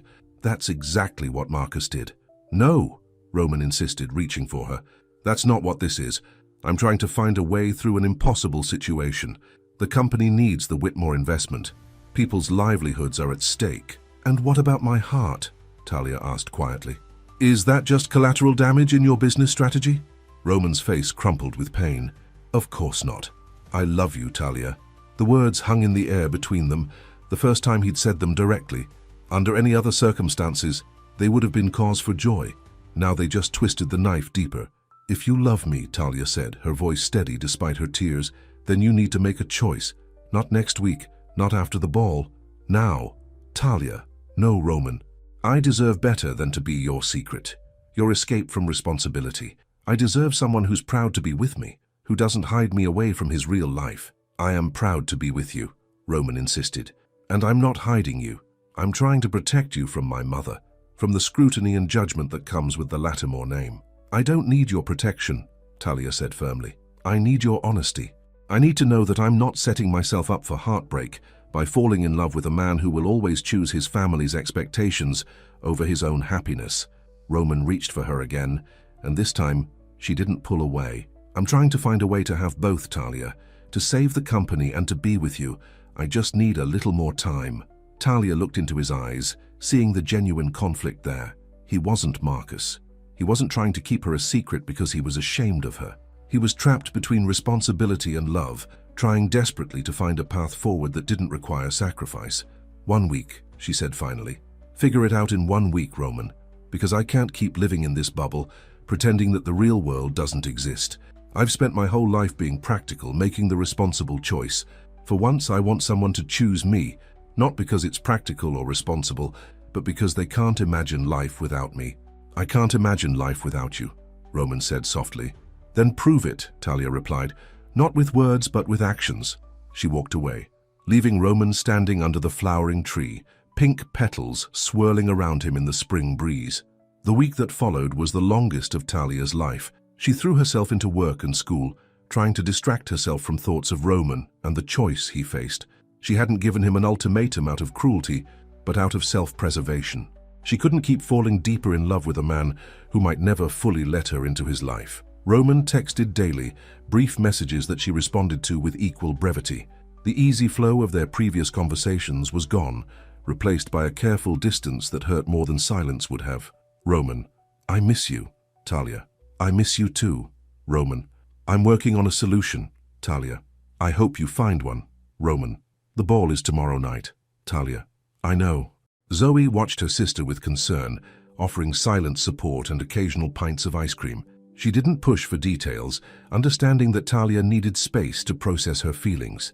The night of the charity ball arrived, and Talia sat in their small apartment, trying to focus on her textbook, but reading the same paragraph over and over without comprehension. Zoe had gone out with friends, leaving Talia alone with her thoughts. She imagined Roman in his tuxedo, Elise Whitmore on his arm, smiling for photographers, and making small talk with wealthy donors. She imagined Vivian Lattimore's surprise announcement, an engagement perhaps, or a merger of families as well as businesses. The thought made her physically ill. Her phone buzzed with a text. She expected Roman, but it was David Chen. David, I know we haven't officially met, but Roman has told me about you. There's something you should know. Vivian is announcing Roman's engagement to Elise tonight, without his knowledge or consent. Talia stared at the message in shock. Engagement? Without Roman's knowledge? David, he doesn't know I'm texting you, but he needs you, Talia, more than he's willing to admit. Talia's mind raced. Should she go to the ball? Confront Vivian? Warn Roman? Or was this the final sign that their worlds were too different, their obstacles too great? Her phone buzzed again. Roman this time. Roman, I made my choice. Come to the Monarch penthouse, please. Talia's heart pounded. What did that mean? Had he chosen his family's expectations after all? Was this goodbye? Only one way to find out. The doorman at the Monarch recognized her immediately. Miss Monroe, Mr. Lattimore said you'd be coming. Go right up. The elevator ride to the penthouse felt both familiar and strange, like returning to the scene of a dream. When the doors opened to the private foyer, Talia took a deep breath before knocking. Roman opened the door immediately, as if he'd been waiting right behind it. He was dressed in a tuxedo, his bow tie undone and hanging around his neck, his hair slightly rumpled as if he'd been running his hands through it repeatedly. You came, he said, relief evident in his voice. Your friend David texted me, Talia explained, stepping inside. He said your mother is planning to announce your engagement tonight, an engagement you don't know about. Roman nodded grimly.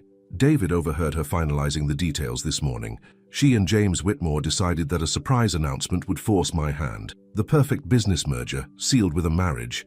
So why aren't you there? Talia asked. Stopping it? Because I realized something, Roman said, moving closer to her. I've spent my entire adult life trying to live up to my father's legacy, trying to be the son my mother wants me to be. I've sacrificed my dreams, my passions, my happiness for the Lattimore name, and I'm done. Talia's breath caught. What do you mean?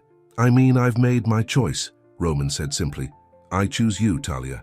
I choose us. But the company, Talia protested. The investment, the 50 families that depend on those jobs. I found another way, Roman explained. I've been working on it all week. David and I approached Henderson Development. They've agreed to a partnership that will inject enough capital to keep Lattimore Design going. It's not as much as the Whitmore investment would have been, but it's enough, and it comes without strings attached to my personal life. Your mother will be furious, Talia said. Probably, Roman agreed with a rueful smile. But it's time she understood that the company is mine now, not my father's. And I get to decide what the Lattimore legacy means going forward. And what does it mean? Talia asked softly. Roman took her hands in his. It means building something that matters, something authentic. It means making choices based on what's right, not what's expected. It means living a life I can be proud of with someone who reminds me every day of the person I want to be. Talia's heart swelled with emotion. Are you sure about this? Really sure? I've never been more sure of anything, Roman said, his eyes never leaving hers. I love you, Talia Monroe, not because you fit into some predetermined plan for my life, but because you shattered that plan completely and showed me something better. Tears filled Talia's eyes, but they were tears of joy, not sadness. I love you too, she whispered, but I don't want to be the reason you lose your family. You're not, Roman assured her. My mother will come around eventually, and if she doesn't, that's her choice. I've made mine. He pulled her close, kissing her with all the emotion of the past weeks, the joy of finding each other, the pain of separation, the hope for a future together. When they finally broke apart, Talia rested her forehead against his. So what now? She asked. Roman smiled. Now, we go to the ball. Talia pulled back in surprise. What? I'm not dressed for a ball. And your mother is about to learn that I'm not a pawn in her business strategies, Roman finished firmly. And as for your dress, I may have thought ahead. He led her to the bedroom where a garment bag lay across the bed. Before you protest, he said quickly, this isn't me trying to change you or make you fit into my world. This is me wanting to share a part of my life with you, to stand proudly beside you in public, not hidden away. Talia approached the bag cautiously and unzipped it to reveal a stunning but simple evening gown in deep emerald green. It wasn't ostentatious or overly formal. It was elegant, understated, and exactly her style. How did you know? She asked, touching the fabric reverently. I might have consulted with Zoe, Roman admitted. She helped me pick something you'd actually wear, not something my mother would expect. The thought of Roman and Zoe collaborating warmed Talia's heart. How you really have thought of everything. Not everything, Roman said, suddenly looking nervous. There's one more thing I wanted to ask you. He reached into his pocket and pulled out a small velvet box. Talia's eyes widened. Roman? It's not what you think, he said quickly, opening the box to reveal a small silver key. At least not yet. We have time for that later, if that's what we both want. This is the key to this apartment. I want you to move in with me, Talia. You and Zoe, if she wants to. There's plenty of space, and it would be closer to your school, and Talia silenced him with a kiss. Yes, she said when they broke apart. Yes to moving in. Yes to facing your mother together. Yes to all of it. Roman's face broke into a radiant smile. Really? Really? Talia confirmed. But on one condition. Anything. When we get to the ball, you let me handle your mother, Talia said with a determined gleam in her eye. I think it's time Vivian Lattimore met the woman who loves her son, Roman laughed, lifting her off her feet in a joyful embrace. Deal. Just promise me one thing. What's that? No matter what happens tonight, remember that I chose you. Not because it was easy or convenient, but because not choosing you was impossible. Talia touched his face gently. I'll remember. The Metropolitan Hotel ballroom was a sea of designer gowns and tuxedos, crystal chandeliers casting a warm glow over the elegant crowd. Vivian Lattimore stood near the stage, checking her watch impatiently as she scanned the room for her son. He'll be here, James Whitmore assured her. Roman has always been punctual. He should have been here an hour ago, Vivian replied. her voice tight with irritation. "The announcement is scheduled for 9 o'clock. Elise Whitmore joined them, resplendent in a designer gown that had been chosen specifically for the occasion. "Perhaps he got held up with work," she suggested. "You always say he's dedicated to the company." Vivian's response was cut short by a sudden hush falling over the crowd near the entrance.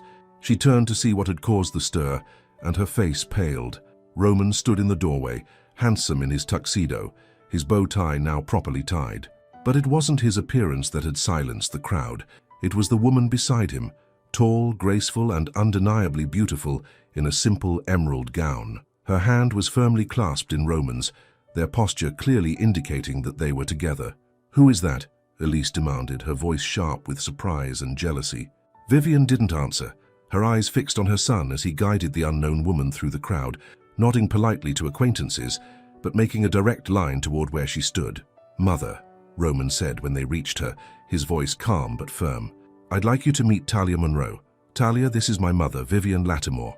Vivian's eyes swept over Talia, taking in every detail, the simple but elegant dress, the natural beauty, the quiet confidence in her posture. "Miss Monroe," she said coldly, "I wasn't aware my son was bringing a guest this evening. A last-minute decision," Roman replied smoothly. "Talia is very important to me, and I wanted her here tonight." James Whitmore cleared his throat awkwardly. "Roman, we were beginning to worry you wouldn't make it. Elise has been waiting to share a dance with you." Roman turned to Elise with a polite but distant smile. "I'm sorry, Elise, but I'm afraid I won't be able to dance with you tonight. In fact, there are some things that need to be clarified." He turned back to his mother. "I understand you're planning an announcement this evening, an announcement regarding my future." Vivian's lips thinned. "This is hardly the place for this discussion, Roman." "On the contrary," Roman said, his voice carrying just enough to be heard by those standing closest to them. "Since you were planning to make a public announcement about my life without my consent, I think this is exactly the place to address it." "Roman," Vivian hissed, her composure slipping, "you are making a scene." "No, Mother, you were going to make a scene. I'm simply preventing it." Roman's grip on Talia's hand tightened slightly. "There will be no announcement of an engagement between me and Elise tonight, or any night. I've signed a partnership agreement with Henderson Development that will provide the capital Lattimore design needs, without requiring me to sacrifice my personal happiness." James Whitmore's face flushed with anger. "This is outrageous. We had an understanding, Vivian. An understanding that never included me," Roman pointed out firmly. "I'm sorry if there was a misunderstanding, Mr. Whitmore, but I have no intention of marrying your daughter, no matter how lovely and accomplished she is." Elise's eyes narrowed as she looked between Roman and Talia. "It's because of her, isn't it? Who is she, Roman? Some charity case you're trying to save?" Talia, who had remained silent until now, stepped forward slightly. "Actually, I'm the woman who loves your son," she said to Vivian, her voice calm but strong. "Not for his name or his money or his position, but for who he is beneath all that. The man who wants to travel the world taking photographs. The man who eats cheap pizza on picnic blankets and dances to jazz music like no one's watching. The man who sees me, really sees me, in a world where most people look right through me." Vivian's expression was a mixture of shock and disdain. "You have no idea what you're talking about. You know nothing about our world, our responsibilities." "You're right," Talia agreed. "I don't know much about your world, but I know everything about your son's heart, and that's what matters to me." Roman looked at Talia with such naked adoration that even Vivian seemed momentarily taken aback. "Mother," Roman said, his voice gentler now, "I'm not rejecting our family or our legacy. I'm just defining it on my own terms. Lattimore design will continue, and it will thrive. But my personal life is my own, and I choose Talia." A crowd had gathered around them, drawn by the tension and drama. David Chen appeared at Roman's side, a supportive presence in the face of Vivian's cold anger. "This isn't over, Roman," Vivian said quietly. "You're making a mistake that could cost us everything your father built." "No, Mother," Roman replied. "I'm honoring what my father built by ensuring it continues, but on my terms. And I'm building something of my own in the process. A life with someone who loves me for me, not for the Lattimore name." He turned to Talia, his eyes full of love and certainty. "Would you like to dance?" Talia smiled, the tension of the confrontation melting away at his touch. "I thought you'd never ask." As Roman led Talia to the dance floor, the crowd parted, whispers and speculative glances following them. But for once, Roman didn't care what anyone thought. The only opinion that mattered was that of the woman in his arms. "You were amazing," he murmured, as they began to dance, the orchestra playing a slow, romantic melody. "I've never seen anyone stand up to my mother like that. I was terrified," Talia admitted with a small laugh. "But some things are worth fighting for." Roman pulled her closer. "You are definitely worth fighting for, Talia Monroe, and I plan to keep doing it for as long as you'll let me." "That might be a very long time," Talia warned with a smile. "I'm counting on it," Roman replied, before leaning down to kiss her, not caring who saw or what they thought. Around them, the charity ball continued. Glasses clinked, conversations flowed, business deals were made. But in their own world, on the dance floor, Talia and Roman had created something new, something that transcended social boundaries and family expectations. They had created a love that was entirely their own. 6 months later, Talia stood in the empty storefront, sunlight streaming through the large front windows, highlighting the dust motes dancing in the air. The space was small but full of potential. Hardwood floors that would shine with a good polishing, walls that could be painted in warm, welcoming colors, a counter area that would be perfect for displaying pastries. "What do you think?" Roman asked, watching her face as she took it all in. "It's yours if you want it." Talia turned to him in shock. "Mine?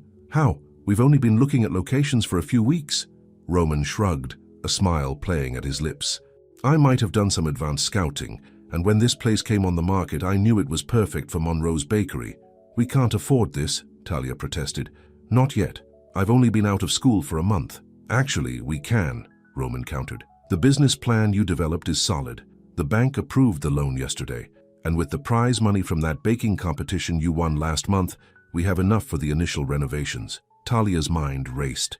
After moving into the penthouse with Roman, she had finally been able to focus on her studies and her baking, without the constant pressure of multiple jobs and financial strain. She had graduated with honors and immediately begun planning for her bakery dream, expecting it would take years to save enough for a down payment on a space.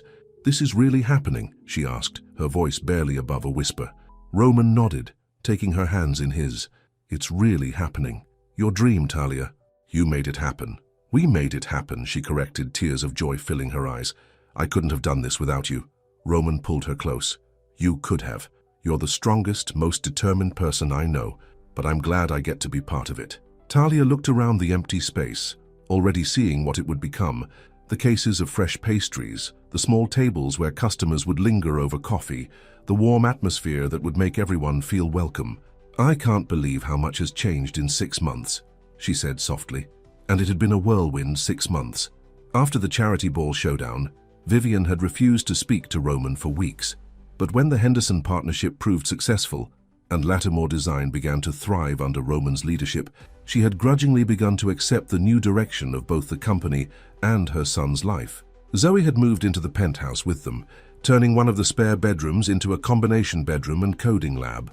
She and Roman had bonded over photography and technology, and with his encouragement, she had applied for an internship at a prestigious tech firm for the summer.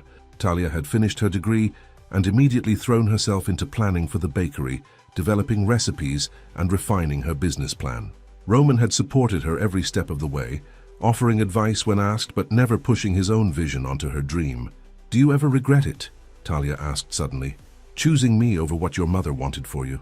Roman shook his head without hesitation. "Not for a second. The past 6 months have been the happiest of my life. The company is doing well. I'm taking photography classes again, and I wake up every morning next to the woman I love. What could I possibly regret?" "Your mother still doesn't approve of me," Talia pointed out. "She's coming around," Roman insisted. "She actually asked when you were going to teach her how to make those cinnamon rolls she had at brunch last weekend." Talia laughed. "That's just because she wants to impress her country club friends." "Maybe," Roman conceded with a smile. "But it's progress. She's learning that the Lattimore legacy can be about more than just business success and social status. It can be about happiness, about following your heart." Talia walked to the large front window, looking out at the tree-lined street. "This is really the perfect location, close enough to the business district for the morning rush, but still in a neighborhood where people might come for weekend brunch.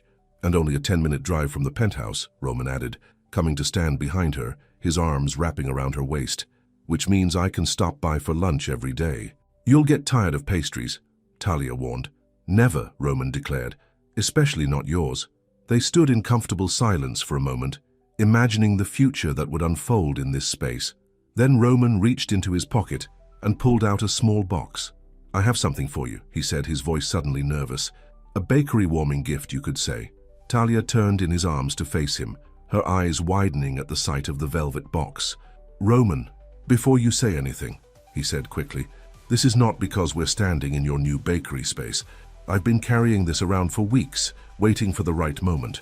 And then I realized there is no perfect moment, just perfect feeling. And I've never been more certain of anything in my life." He opened the box to reveal a beautiful but modest diamond ring, elegant in its simplicity. "Talia Monroe," Roman said, his voice full of emotion, "you knocked on my door by accident 6 months ago, but it was the most fortunate mistake of my life. You've shown me what real courage looks like, what it means to live authentically. You've reminded me of who I am and who I want to be. Will you marry me?" Tears spilled down Talia's cheeks as she nodded, too overwhelmed to speak for a moment. "Yes," she finally managed. "Yes, Roman Lattimore, I will marry you." Roman slipped the ring onto her finger, his hands trembling slightly with emotion. It fit perfectly, catching the sunlight streaming through the bakery windows. "I love you," he whispered, pulling her close. "I love you too," Talia replied. "Thank you for choosing me, for choosing us." "Every day," Roman promised. "I'll choose you every day for the rest of our lives." As they stood in the empty space that would soon become Monroe's bakery, holding each other close and dreaming of their future together, Talia thought about the rainy night 6 months ago, when she had almost turned away from a door that wasn't the right address. One small decision, one moment that could have gone differently, and she would never have met the man who now held her heart. Life was full of doors, some we choose to knock on, some we pass by. And sometimes the most important ones are the ones we almost didn't knock on at all. 1 year later, Monroe's bakery had become one of the most popular spots in the city. The morning lines often stretched down the block, customers willing to wait for Talia's famous cinnamon rolls and perfectly flaky croissants. The space had been transformed from an empty storefront to a warm, inviting haven with rich wood accents, comfortable seating, and the constant aroma of fresh baking. Photographs lined the walls, beautiful black and white images of the city, of people enjoying simple moments, of the bakery itself coming to life in the early morning hours. All taken by Roman, who had rediscovered his passion for photography and now regularly sold his work to galleries. Zoe had graduated early and been offered a full-time position at the tech firm where she had interned. She had moved into her own apartment, but was a constant presence at the bakery, often bringing her co-workers in for lunch. Even Vivian Lattimore had become a reluctant regular, hosting her charity committee meetings at the bakery once a month, privately admitting to Roman that Talia's almond tarts were acceptable. Coming from Vivian, it was high praise indeed.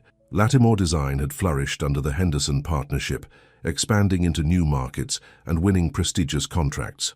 Roman had restructured the company to allow himself more time for photography and for helping Talia with the business side of the bakery. He had found a balance that his father never had: success without sacrifice, achievement without losing himself. And through it all, Roman and Talia's relationship had only grown stronger.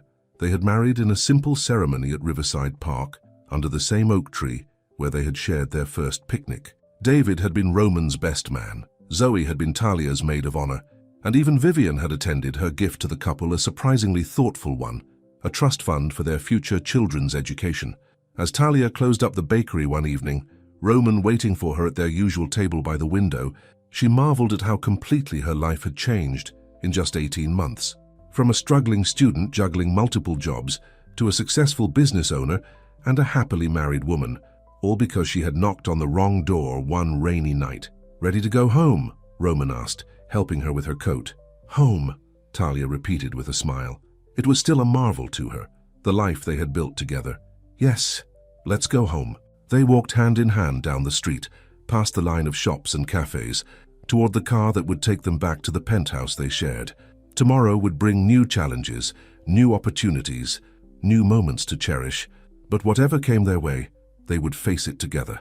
Because some doors, once opened, lead to places beyond our wildest dreams. The end.